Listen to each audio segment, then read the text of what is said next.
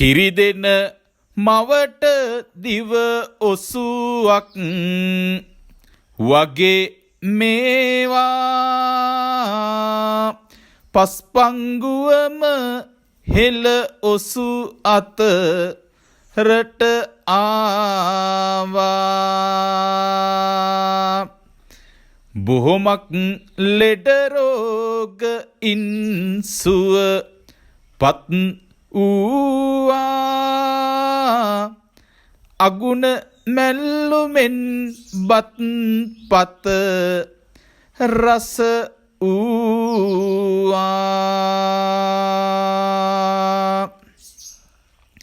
උතුරු මහතලේ ආයුර්වේද රෝහල් භූමියේ තමා මේ සුවිසල් කිරි අගුණ වැල පිහිටලා තියෙන්නේ බලන්නකෝ දැවැන්ත ගස් දෙක තුනක් පුරා විහිදී පැතිරී ගිහිල්ලා තියෙනවා මේ අගුණ වැල.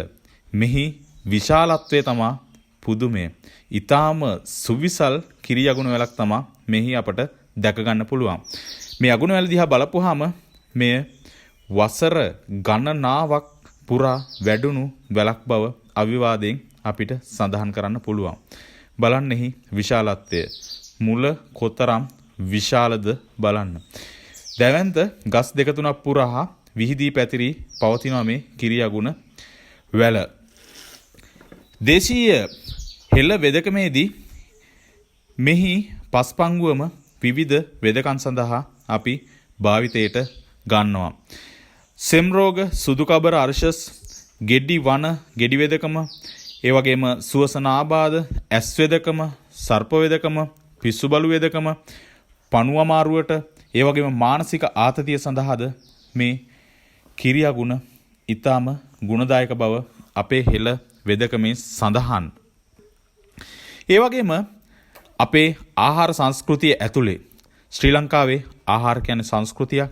අපේ මේ රත්තරන් පොළොවේ ඕනතරම් දේවල් අපිට කන්න තියෙනවා. ඉතින් මේ කිරි අකුණ කිරි දෙන මවට දිව ඔසුවා.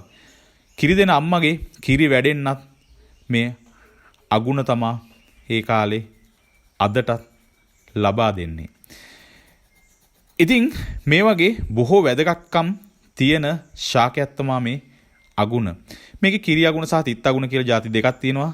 දෙකම පොල් දාලා රතුළුන් ටිකක් දාලා මලවල ගත්තාම බත්පත රස කරනවා. අදටත් අපේ ආහාර අතුර පවතින ඊටාම සුවිශේෂී මැල්ලුමක් තමා කිරි අගුණ කියලා කියන්නේ. ඉතින් මේ සුවිශේෂ වූ කිරි අගුණ වැල ඔබටත් දැක බලා ගන්න පුළුවන් මාතලේ උතුරු මාතලේ ආයුර්වේද රෝහලට පැමිණියොති.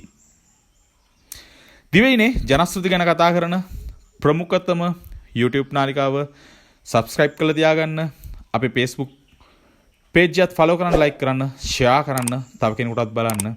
මේ තමයි අපේ ආහාර සංස්කෘතිය ඇතුලේ ප්‍රධාන තැනක් ගන්න කිරි අගුණ.